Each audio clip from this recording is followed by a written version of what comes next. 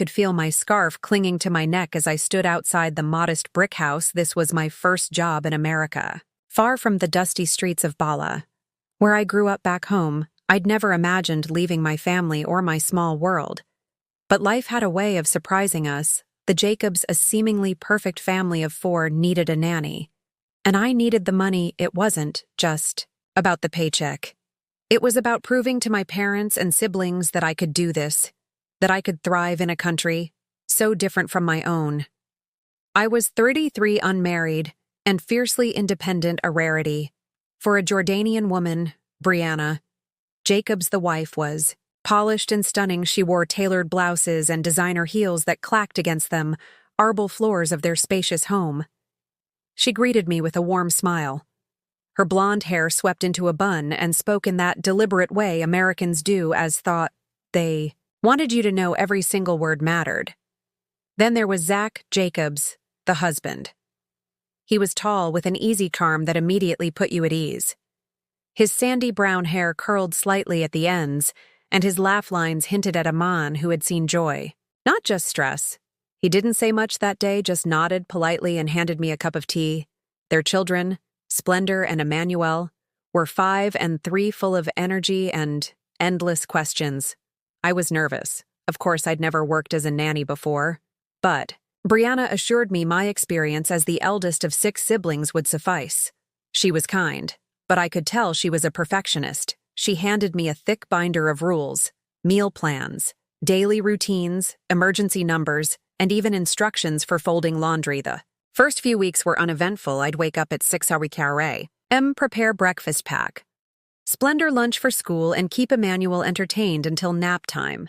My days were filled with storybooks, finger painting, and chasing Emmanuel around the backyard. At night, I'd retreat to my small room in the basement, exhausted. But content. It wasn't until one afternoon, about a month into the job, that I noticed Zach watching me. I was sitting on the kitchen floor, wiping up a spill. Manuel had made with his juice box when I felt his eyes on me. "You're amazing with them," he said. Leaning against the counter, I looked up, startled. "Oh, thank you, sir. Please call me Zach," he said, smiling. I nodded, feeling the heat rise to my cheeks. It wasn't what he said, but the way he said it, like he genuinely meant it. Back home, men rarely spoke to women with such kindness unless there was an ulterior motive, but Zach seemed different from that day. I began noticing him more, how he always asked if I'd had lunch, how he offered to help carry the groceries, and how he lingered in the kitchen when I cooked. Brianna, on the other hand, was often absent, busy with her high-powered corporate job. "Don't you ever get tired?" Zach asked one evening. As I was setting the dining table, "Tired of what? Of doing everything for everyone?" I shrugged. "It's my job. I'm used to it. You shouldn't have to be," he said, his voice soft. His words lingered with me long after he left the room. It was strange. Being seen like that in my culture, women were expected to give endlessly, to serve without question. But Zach's words made him feel appreciated. I tried to ignore it. Of course, I reminded myself of who I was and what I believed in. I was a Muslim woman bound by faith and tradition. There were lines I could never cross, no matter how kind or handsome my employer was, but life, as I would soon learn, had other plans. That summer stretched endlessly, the days long, and hot. Brianna's work trips grew more frequent, leaving Zach and me alone with the children. Slowly, the boundaries began to blur. At first, it was innocent, shared jokes, stolen glances, and casual conversations that lasted a little too long, but deep down, I knew I was treading dangerous waters. I often thought of my mother's voice, stern and unwavering. "Aliyah, remember who you are. This world will tempt you, but you must stay true to yourself." I had always prided myself on my self-control, my ability to resist the temptations of the modern world. But Zach was different. It was a rainy evening when things shifted. The children were asleep, the house quiet, except for the sound of rain tapping against the windows. I was in the kitchen, cleaning up after dinner, when Zach walked in. "Need some help?" he asked, rolling up his sleeves. "No, it's okay. I'm almost done," I replied. But he stayed. Anyway, we worked in silence for a while. The air, heavy with unspoken words, finally he broke the silence. "Do you ever miss home?" he asked every day, I admitted. "But I came here for a reason. You've sacrificed so much," he said, his voice tinged with admiration. I looked at him, surprised. "Why do you say that?" "Because I see it the way you put everyone else. First, the way you never complain." It's rare his words caught me off guard. Noon had ever spoken to me like that before, not even back home. I felt a strange mix of gratitude and guilt, as though I was betraying something sacred just by listening. "It's nothing special." I sighed, brushing off the compliment. "It is to me," he replied, his gaze locking with mine. And in that moment, something shifted between us. It was subtle, almost imperceptible. But it was there, a connection, a spark, a silent acknowledgement of something neither of us dared to name. I went to bed that night with a heavy heart torn between my faith and the growing feelings I couldn't ignore. I prayed for strength, for clarity, for the courage to stay on the right path. But deep down, I knew my world was about to change in ways I could never have imagined. I thought I could keep things professional, that whatever fleeting connection I felt with Zach would fade like a passing cloud. But life is rarely so simple. Each day brought new moments, small and seemingly insignificant on the surface, yet each one chipped away at the wall I'd built around my heart. Brianna's absence became a routine. She was off to conferences, in New York, business meetings in Chicago, or overnight stays at luxury hotels I'd only seen in magazines. Zach became the constant parent, and I became his partner in the day-to-day chaos of raising Splend and Emmanuel. The children adored him. Splendor would climb onto his lap during story time, her small hands clutching his shirt as he read aloud in funny voices. Emmanuel followed him around like a shadow, mimicking his every move, watching them together. I saw a side of Zach that was tender and unguarded, and it stirred something in me. I couldn't quite name. One afternoon as he was folding laundry in the living room, Zach came in carrying a box. I thought, "You might like this," he said. Setting it on the coffee table. "What is it?" I asked, wiping my hands on my apron. He opened the box to reveal a set of cookbooks. "I noticed you've been trying new recipes lately. Thought this might inspire you." I stared at him, speechless. It wasn't the gift itself. It was the thought behind it. No one had ever noticed the little things I did, let alone appreciated them. "Thank you," I said softly, feeling the words catch in my throat. "It's nothing here," plied, but the way he looked at me said, otherwise wise. That evening, after the children were asleep, Zach and I found ourselves in the kitchen again. It had become a kind of ritual. These quiet moments after the chaos of the day, I was wiping down the counters when he spoke. "You work too hard." "Aaliyah?" I looked up, startled. "It's my job." "No," he said, shaking his head. "You do more than your job. You care. You love these kids like they're your own. They're easy to love," I said, trying to deflect. "So are you?" The words hung in the air between us, heavy and dangerous. I froze, unsure of how to respond. "Aaliyah," I began, but he interrupted me. "I'm sorry," he said quickly. "I shouldn't have said that." "No, it's okay," I said, even though it wasn't. We stood there in silence, the weight of his words pressing down on us. I wanted to tell him he was wrong, that I wasn't easy to love, and that I was complicated and flawed and bound by rules he could never understand. But instead, I said nothing. The days passed in a blur. I tried to convince myself that nothing had changed, but deep down, I knew it had. Zach's presence was everywhere. His laughter echoed through the house. His scent lingered in the air, and his voice replayed in my mind long after he was gone.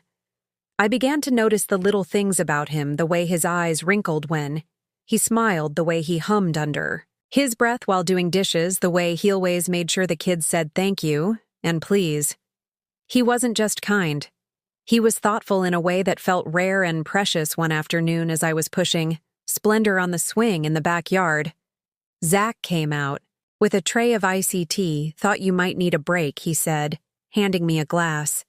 Thank you, I said, taking it gratefully. We sat on the porch steps watching the children play. Do you ever think about what your life could have been? He asked suddenly. I looked. I'm surprised. What do you mean? I mean, if you'd stayed in Bala if you hadn't come here all the time, I admitted, but I came here for a reason, and have you found it? He asked, his gaze steady. I hesitated, unsure of how to answer. In some ways, yes. But in others, it's complicated. He nodded, as though he understood life has a way of surprising us, doesn't it? It does. I agreed, my voice barely above a whisper. For a moment, we sat there in silence, there between us, thick with unspoken words. I wanted to tell him how much his kindness meant to me, how his presence had become a comfort in a world that often felt lonely and foreign. But I wouldn't that night. I lay awake in my room, staring at the ceiling. I thought of my family back home, of my mother's prayers and my father's stern warnings. Stay true to your faith, they'd always said. Never forget who you are. I wanted to believe I was still that girl, the one who prayed 5 times a day and wore her scarf with pride. But the truth was, I was changing, and it terrified me. The next morning, I avoided Zach as much as I could. I busied myself with chores, keeping my head down and my mind focused, but by the afternoon it was impossible to avoid him. He found me in the laundry room sorting through a pile of clothes. Alia, he said, his voice soft. I didn't look up. Yes, are you okay? I'm fine, I said quickly, but he didn't believe me. Please don't shut me out, he said, stepping closer. I know I crossed the line. It's not about you. Interrupted, finally looking at him. It's about me, my beliefs, my faith. Understand, he said. But the look in his eye told me he didn't. How could he? I can't. I began. But the words caught in my throat. I can't do this. He nodded slowly, his expression filled with regret. I'm sorry, Aaliyah. I never wanted to make you uncomfortable. You didn't, I said quickly. That's the problem. For a moment, we just stood there, the sill between us, saying all the things we couldn't. I'll give you space, he said finally. Thank you, whispered my voice, trembling as he left. The room, I felt a wave of relief mixed with an ache I couldn't quite name. Ich knew I was doing the right thing, but it didn't make it any easier that night. I prayed harder than I ever had before. I prayed for strength, for guidance, for the courage to stay true to myself, and as ich knelt on the floor, tears streaming down my face, I realized something. I wasn't just fighting temptation. I was fighting a part of myself. I didn't recognize the days after our conversation in the laundry room were tense, but manageable. Zach kept his promise to give me space, and I did everything I could to refocus on my job. I threw myself into taking care of Splendor and Emmanuel, planning crafts and baking projects that kept us all busy from morning until bedtime. But even as I kept my hands occupied, my mind wandered to him. Zach stayed cordial, almost distant, and I convinced myself that this was the best way forward. We could pretend nothing had happened, that the words we'd shared in the laundry room were just a moment of weakness. For a while it almost worked. Then came the storm. It was a Friday evening just after sunset when the rain began. The thunder rolled in first, shaking the windows and startling Emmanuel, who clung to my leg as I cleaned up the dinner table. Don't worry, Emmanuel, I said, scooping him up.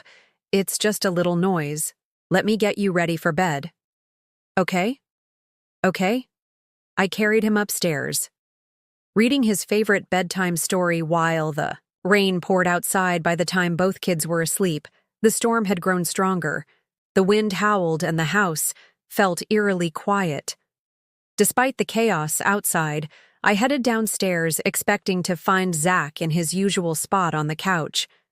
Instead, I found him in the kitchen, staring out the window with a glass of wine in his hand. His shirt sleeves were rolled up, and the soft glow of the kitchen light highlighted the sharp lines of his jaw. He looked deep in thought, and I hesitated in the doorway, unsure. If I should interrupt you, don't drink wine, do you? He asked without turning around as if sensing my presence. No. I replied, stepping into the room. It's against my faith. He nodded. Finally, turning to face me. I figured as much. You're different, is that a bad thing? Asked, a small smile tugging at my lips knot. At all, he said, his voice soft. It's refreshing. I busied myself by wiping down the counters, trying to ignore the way his words made my heart race. The tension in the room was palpable, and I could feel his eyes on me as I worked. Leah? He said, after a long silence. Yes, I replied, not looking up. Can we talk? He stopped wiping and turned to face him. What about us? He said, his voice low. I shook my head, my pulse quickening. There is no us. Zach? Then, why can't I stop thinking about you, he asked, stepping closer. Zach, please, I began, but he interrupted me. I know it's wrong, he said, his voice trembling. I know I shouldn't feel this way, but I can't help it. I see you every day taking care of my kids, making this house feel like a home, and he stopped running a hand through his hair. I've never met anyone like you. My breath caught in my throat. His words were everything I tried to ignore, everything I told myself I didn't want to hear. But hearing them now spoken aloud made it impossible to deny what was happening between us. Zach? I said, my voice barely above a whisper. You're married. You have a family, I know, he said, his eyes filled with pain. But Brianna is always gone, always busy, and when she's here, it's like we're strangers. You're the only one who makes me feel. He stopped. Again. As if the words were too difficult to say, I stood frozen, torn between the part of me that knew this was wrong and the part of me that longed to feel wanted, cherished, and seen. Zach, I whispered. But it wasn't a plea for him to stop. It was something else entirely, a surrender. He closed the distance between us, his lips capturing mine in a kiss that was gentle at first, then deepened, as we gave in to the emotions we'd both been fighting for so long.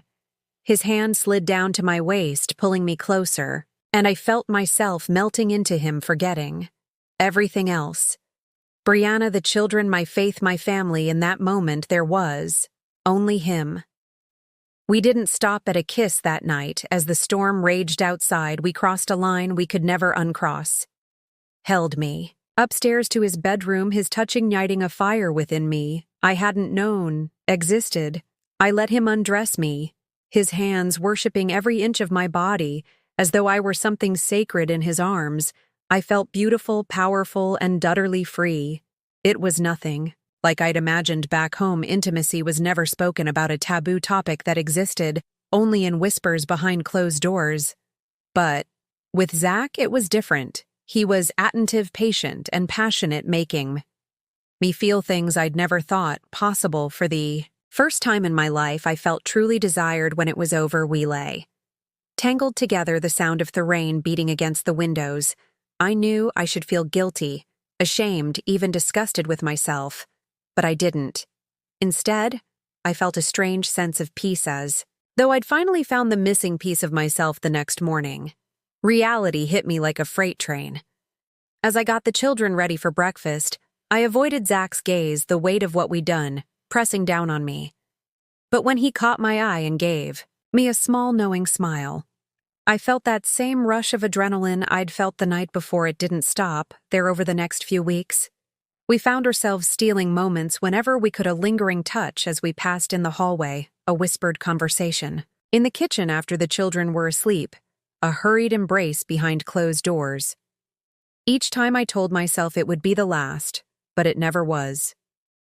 Zach became my addiction, and I was powerless to resist him.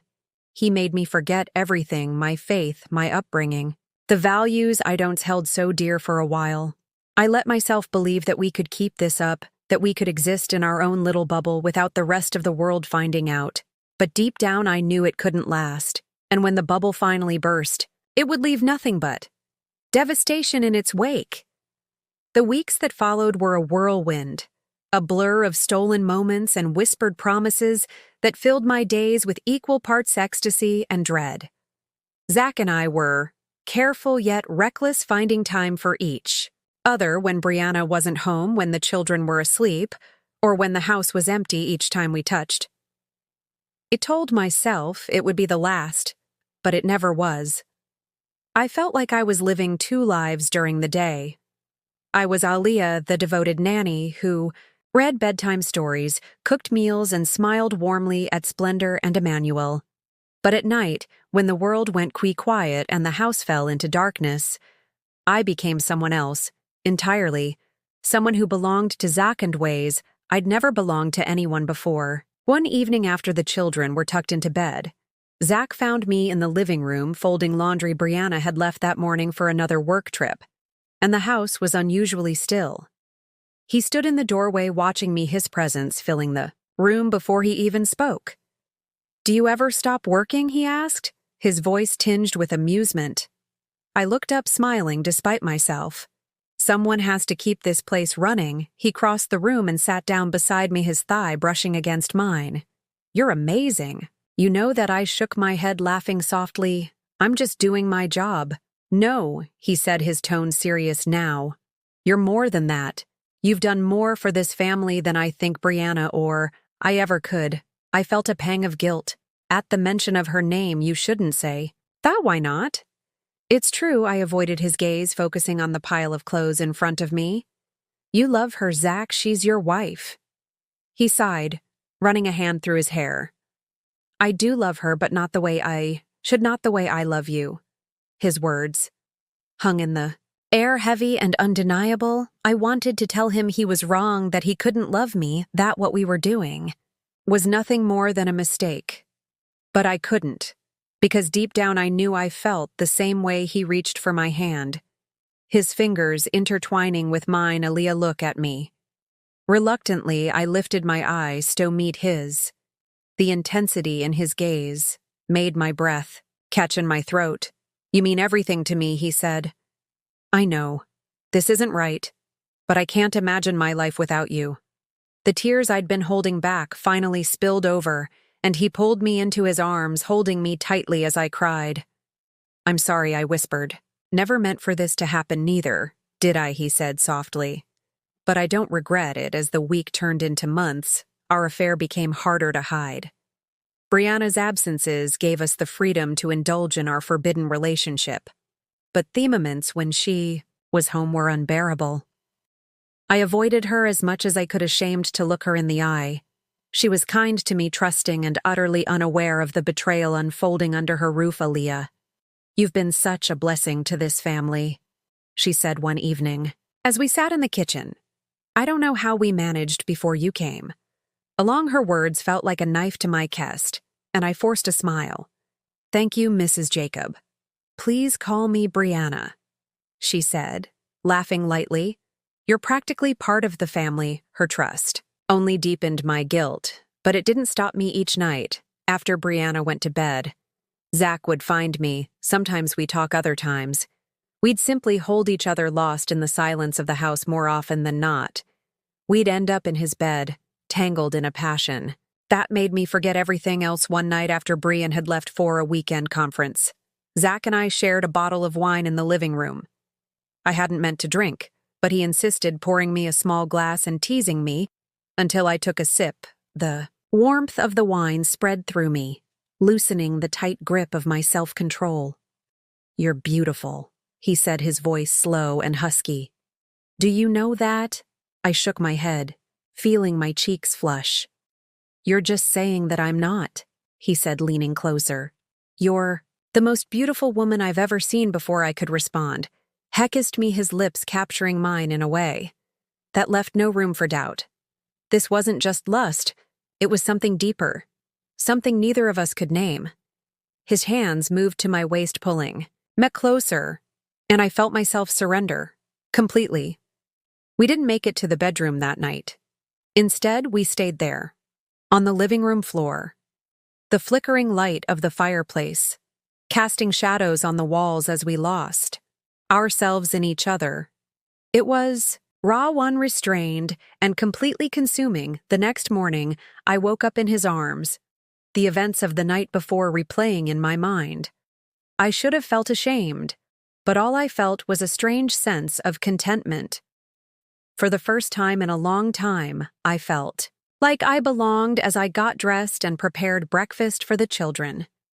Zach came into the kitchen. Heiss expression, soft. "Good morning," he said, kissing my forehead. "Morning," I replied, trying to keep my voice steady. "We should talk." He said, his tone serious. Now I nodded, knowing he was right. We couldn't keep pretending this wasn't happening. We couldn't keep living in this fantasy world we created. But even as I agreed, a part of me wasn't ready to let go. The days after that night in the living room passed. In a haze, Zach and I became more reckless, consumed by the fire we'd ignited each moment alone with him. Felt like a stolen treasure, a secret I both cherished and feared, yet the more time we spent together, the heavier the guilt. Brianna returned. From her conference the following Monday, her presence in the house a stark reminder of the life Zach and I were dismantling, piece by piece. She was warm and cheerful, as ever unaware of the betrayal playing out behind her back, watching her interact. With the children, I felt a deep sense of shame she didn't deserve. This none of them did one evening after. Brianna had gone to bed. I sat on the porch steps staring out of the darkened sky. The air was crisp, the stars scattered like tiny shards of glass. I wrapped my scarf tighter around my shoulders, trying to block out the chill and the thoughts swirling in my mind. Zach joined me moments later, his footsteps soft against the wooden floor. He sat down beside me close enough that our shoulders brushed. "You've been quiet?" he said, his voice low. "I've been thinking," I replied, not looking at him about us. I nodded, my throat tightening. "Zach, we can't keep doing this." He sighed, running a hand through his hair. "I know. It's complicated. It's not just complicated." Interrupted, my voice trembling. "It's wrong you have a wife, a family, and I've lost myself in this. I don't even recognize who I am anymore." He reached for my hand, his touch gentle. "You're still you. Aaliyah, you're the woman who loves my kids. Like they're her own, the woman who's brought life back into this house. Don't let this ruin everything." I pulled my hand away, tears stinging my eyes, but it has Zach. "Don't you see? We've ruined everything for the first time." His composure cracked. "I love you. Aaliyah," he said, his voice breaking. "I can't lose you." His words cut through me like a knife. I loved him too. There was no denying that anymore, but love wasn't enough to erase the damage we done. "I love you too." I whispered, the admission tumbling out before I could stop it. "But it's destroying me." The following week, I made a decision. I knew I couldn't stay, not like this. The weight of what we'd done was too much to bear, and I couldn't continue living in a house built on lies. I began searching for a new job, in secret reaching out to agencies and families in need of a nanny. It wasn't easy. I'd grown attached to Splendor and Emmanuel, and the thought of leaving them broke my heart. But I knew it was the only way to save myself one evening. As I was tucking Splendor into bed, she looked up at me with her wide blue eyes and asked, "Aaliyah, are you leaving?" Her question startled me. "Why would you think that, sweetheart?" "Because you've been sad," she said simply. "And Daddy says, people leave when they're sad." I forced a smile, brushing a strand of hair from her face. "I'm not going anywhere right now. Splendor, go to sleep." "Okay," she nodded, closing her eyes. But as I left the room, her words lingered in my mind. People leave when they're sad. She was right. I was leaving, because I couldn't stay in a place that had become a prison of my own making. 2 weeks later, handed in my resignation, Brianna was stunned. Her expression, a mix of confusion and concern. "Aaliyah is everything?" "Okay," she asked, setting her coffee cup down on the counter. "Yes, Mrs. Jacob," I said, keeping my voice steady, "but I've been offered another position, And I think it's time for me to move on. She looked genuinely hurt. You've been such an important part of this family. Are you sure about this?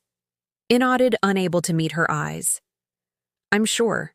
Zach didn't say much when I told him. He just nodded, his jaw tight, his eyes filled with something I couldn't quite place: anger, sadness, regret. I can't change your mind, can I? He asked quietly. No, I said, my voice firm. I have to do. This, the day I left, was bittersweet splendor, and Emmanuel clung to me, their tearful goodbyes. Breaking my heart, Brianna hugged me tightly, thanking me for everything I'd done for their family. And Zach stood silently by the door, his hands clenched into fists at his sides as I loaded my suitcase into the taxi. I felt a strange sense of relief. The house that had been both my refuge and my prison faded into the distance as the car pulled away. I didn't know what the future held, but I knew one thing for certain. I had to find myself again. I had to reconnect with the faith and the values I'd abandoned, and I had to forgive myself for everything that night. In the small apartment I rented across town, I knelt on the floor and prayed for the first time in months. I felt a sense of peace wash over me. I wasn't perfect, and I'd made mistakes, but I was ready. To start over. Hey everyone, if you found this story gripping and want to hear more like this one, make sure to hit that like button and subscribe for more jaw-dropping stories every week. Don't forget to turn on notifications so you never miss an update. If you have your own wild stories to share or ideas you'd like us to bring to life, drop the theme in the comments. I'd love to hear them. Thanks for watching. Love you all.